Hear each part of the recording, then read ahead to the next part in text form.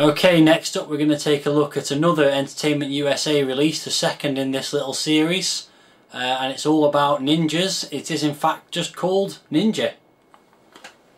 Here's your front cover then, and it's got Ninja written at the top in some Japanese style writing. It's got a variety of ninjas on the front cover doing their ninja thing, and a big ninja throwing star, and a nice sort of sun in the background there. And it's got the Entertainment USA logo at the bottom, and also these 5 stars, 5 gold stars. I don't know if that was supposed to be some kind of way of indicating how great the game was or not, but there they are. And the spine is, this is from the first wave of packaging style for the Entertainment USA releases. So it's got this stars and stripes background, and then the game logo in the middle as well.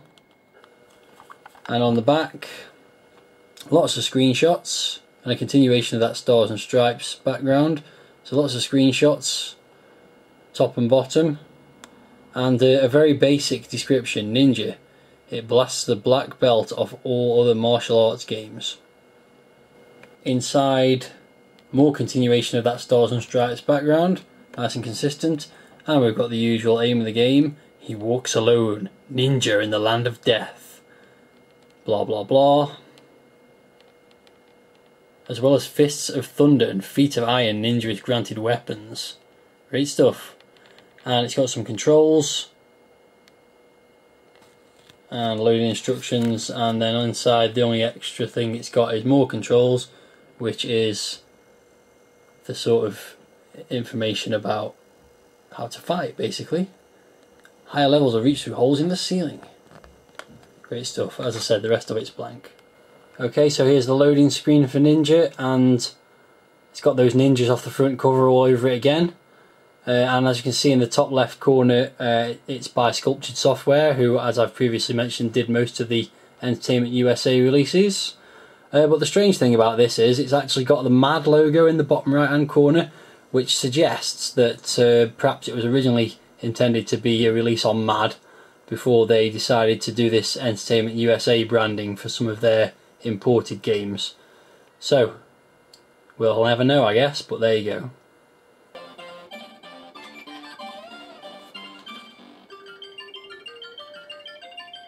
So this is what the screen looks like when the game loads. There's no title screen, not even a press fire to start, the game just starts. So we've got our ninja in a nice sort of Japanese scenery environment kind of thing. Got the sea, we've got a bird flying across. I think this scenery is quite obviously influenced, shall we say, by a certain karate game on the Commodore 64 by the name of IK+. If it's not influenced by it, then it's an amazing coincidence. So your ninja, he can walk left and right, he can jump up in the air, he can crouch down, he's got a variety of moves you can do when you hold down the fire button. He'll punch, you can kick in various places, flying kicks and all sorts, and he's also got a sword which you can hack people with. And as you can see on the floor, you can also pick up weapons to fire, which prove very useful. So the idea of the game is to rescue the princess. Classic 80s game scenario there, and you wander around this flick screen environment and fight various people, and the easiest way to fight them, to be honest, is to chuck weapons at them. Just be wary, of course, that the ninja can actually throw them back as well. So I've just got to give him one little hit and he's gone, and then you can wander off and pick up the items that were dropped. That's the great thing about it, the weapons can be reused, which is pretty cool.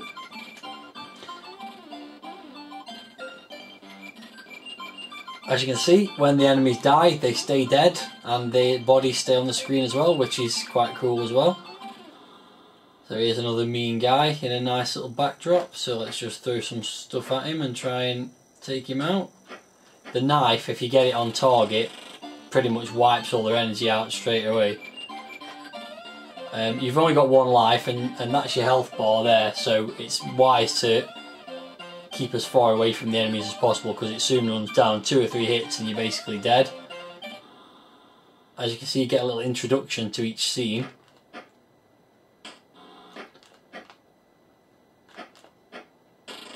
Bye bye Mr. Thug. And just carry on wandering. The shrine's quite a nice bit of scenery as well. Let's see if we can get this Karateka, if that's how you say it. Bye bye Mr. Karateka. So, moving on, you can go up to the next part of the level or game, for want of a better word, by pushing up. You can see he leaps up in the air, and you're sort of inside the inner sanctum now, trying to get to this princess, this mysterious princess who doesn't seem to be anywhere to be seen. These ninjas are a little bit more difficult to beat. But what is quite cool is if you go onto another screen, you can actually pick up your weapons on another screen because they spawn on every screen. Kind of useful. I'm actually going to have to fight this guy. 1 hit and he's dead. And you can see there's idol to pick up, which is obviously incremented there at the bottom. Interesting thing here, you can still see the bird flying across the back of the screen. Even though I'm now inside a building. Bit of a bug there.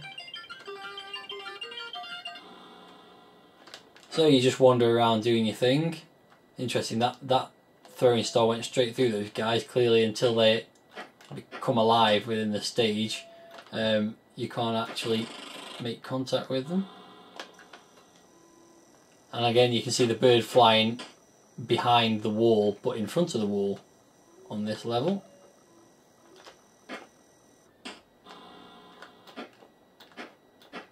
Let's hack this guy with a sword. Got you.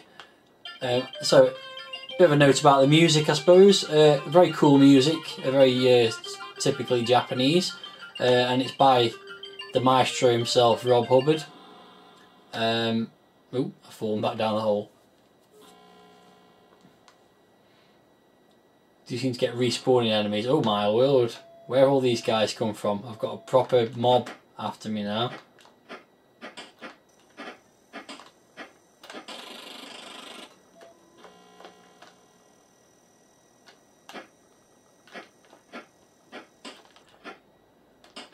So yeah, the sound's quite cool. It's interesting how it stops while you have a fight with someone and then starts again when the fight's over.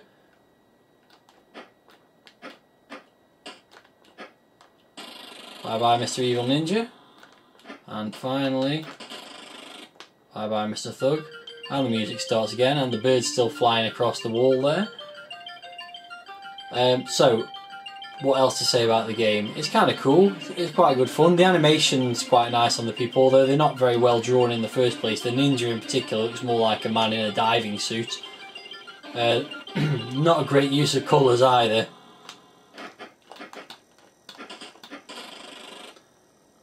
Lots of pinks. Oh, I don't know what happened there. Seems to be found a bug there. I was just about to pick an idol up as well. I don't know what happened there. Anyway, yeah, it seems to be a bit buggy. It's quite a nice game to play. It's good fun, just like wandering around trying to kill the bad guys. And I've never actually got as far as rescuing the princess. But overall, it's not too bad. There's not really much else to say about it, really. I'll just carry on playing it until I either find the princess or die. Oh, this is an interesting scenario. You just keep falling down and down and right to the bottom. That's a big hole.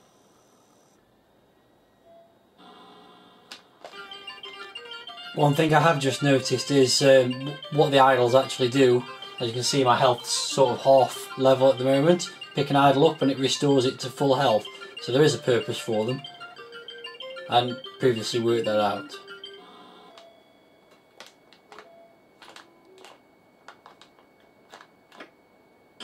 So I'm still trying to find my way around this temple and getting a little bit bored now. Whacking them with the sword seems to do a good job on them.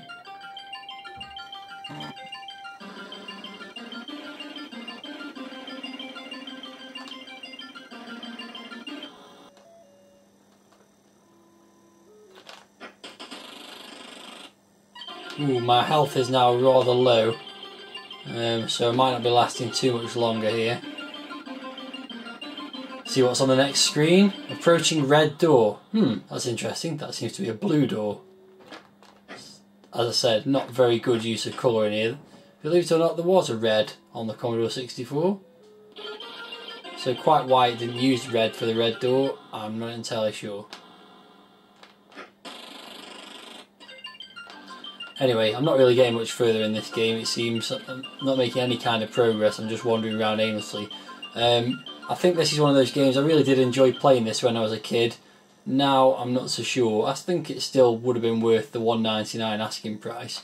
And I want to mention that Zap64 gave this a rather paltry 25% review score back in the day. I don't think that was very fair. I think it's actually better than a 25% game and better than some of the games that I've been playing over the last few weeks that certainly cost more than that originally. So although it might not be the best game ever made, it's kind of good fun, and everyone loved being a ninja when they were a kid. Ninjas were very popular in the 80s. So all in all, it's pretty good stuff. I still seem to be managing to survive by the skin of my teeth, so I'll carry on for a bit longer. But in summary, yeah, graphics are not great, sounds quite cool, gameplay's kind of getting boring now, and I'm dead. That's your game over screen, just says game over at the bottom, and your ninja sort of crumples into a heap. And when you press fire to restart, it just goes back to the beginning. So there we go. That's Ninja for you, and we'll move on. We've got one more Fists of Fury game, and maybe given the opening titles and the name of the theme, the Fists of Fury, you can probably guess what it is.